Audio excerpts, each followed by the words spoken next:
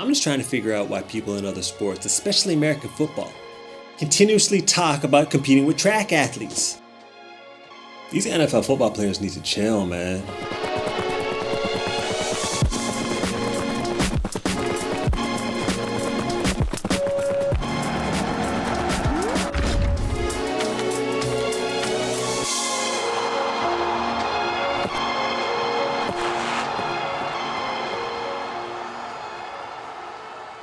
Recently, former NFL player Chad Ochocinco tweeted, "Any track athlete on the LSU campus that want to race tomorrow, please see me. 100 meters, 200 meters, or 400 meters. 5K for anybody who can beat me. I don't care what your resume look like. I'm Ocho." What? I'm just trying to figure out why people in other sports, especially American football, continuously talk about competing with track athletes. First off, let me just say big up the one named DK Metcalf. Because he actually spiked up. And he actually trained for a couple months and competed. And he ran 10:37, which actually isn't that bad, especially for someone that size. But it's actually not that fast. Big up the one named DK, by the way. I give you respect, dogs. You were very humble. Very humble. Yo, you said that already.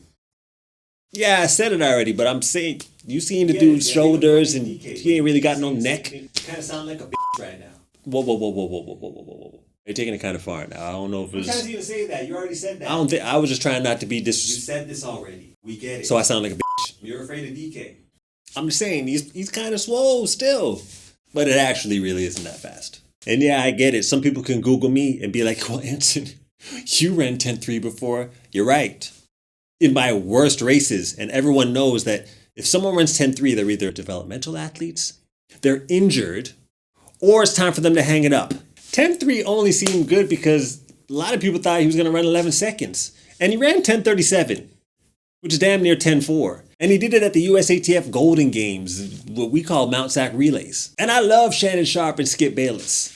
I had to scratch my head when I heard you guys say, Skip, it's the equivalent of somebody going out there. If Steph Curry goes out there and says, you know what, I'm gonna play golf, and he goes out there and he beats two professionals in the field because those guys are professionals. They do this. It'd be the equivalent to me of making the cut. Where you survive to Saturday, Sunday. What? No, Skip, this is not equivalent to making the cut at a PGA Tour. You know what this is equivalent to? This is equivalent to competing at the Corn Ferry Tour. Yeah, I know a lot of y'all don't know what that is. But there's a few good golfers there. But it doesn't mean nothing. And this wasn't even a meet that he had to qualify for. He got invited. I think it's amazing that he ran. I mean, it was a great spectacle, brought a lot of extra viewers, but he still came dead last. This isn't disrespect, because we all know what happens when track athletes try to go play football. He thought running fast was going to help him. Hold on. USA Track and Field, send your best and brightest out on the football field. Okay, Send your best and brightest out there. Touche. You know what I'm saying? The camps are coming up shortly. See how long they last. Yeah, it's a different mentality. Mm-hmm. Football players make it very clear that they're going to embarrass any track athletes that try to jump into their sport. But for some reason, track and field athletes are so happy-go-lucky with DK's results. Like, great job, my guy. You did way better than we expected. Come back anytime. What is this? Then we got to hear, well, if he trained like those guys, he could run what they're running. But he doesn't train like those guys. So he's not going to run what they're running. If LeBron James dedicated his life to volleyball, I bet you Serena Williams could be really good at badminton. If Cristiano Ronaldo dedicated his whole life to karate, who gives a shit? Why is all this coulda, woulda talk coming into the track and field world? A lot of athletes could have and would have in other sports. Look, he's apparently the fastest player in the NFL, but depending on the day, sometimes people want to say it's Tyreek Hill. And Tyreek Hill had the audacity to call out an old and retired Usain Bolt. Usain Bolt washed up, bruh. So you believe if you say, look, Usain, I'm gonna give you 6 months to train, do what you need to do, and it says, okay, we're gonna run a 40. You could beat Usain Bolt. In the 40, I'm definitely beating him.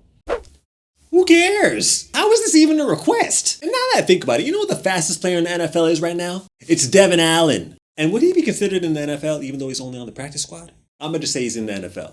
Big up the one named Devin Allen, by the way. Devin Allen would annihilate anybody in the NFL right now. And he's a hurdler. The fact is that track and field athletes have had way more success going into football than football players have had coming into track and field. And I know everybody's going to be like, well, what about Bullet Bob Hayes? And what about Ron Brown? Bob Hayes was running in the 1960s. And it's debatable whether or not he started track and field before he started football. And Ron Brown was running in 1984. That's almost 40 years ago. And he made it very clear that he preferred track and field over football. So what are we talking about here? We have a guy in the NFL right now on a practice squad. Who do football players have at the practice squad level in track and field? DK getting blasted at the USATF Golden Games at Mount Sac? Big up the one named DK, by the way. You already said that. This is no disrespect. You know what I really want to see? I want to see what Shelly-Ann Fraser-Price could run in a 40-yard dash.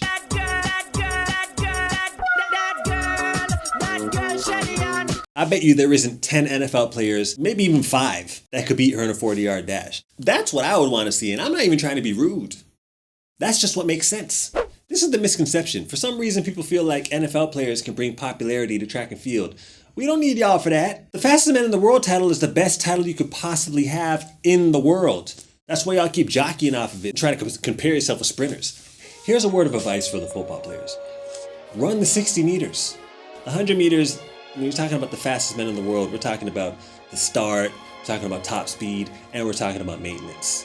You guys are good at the start and your acceleration. Focus on that. You still get blasted though.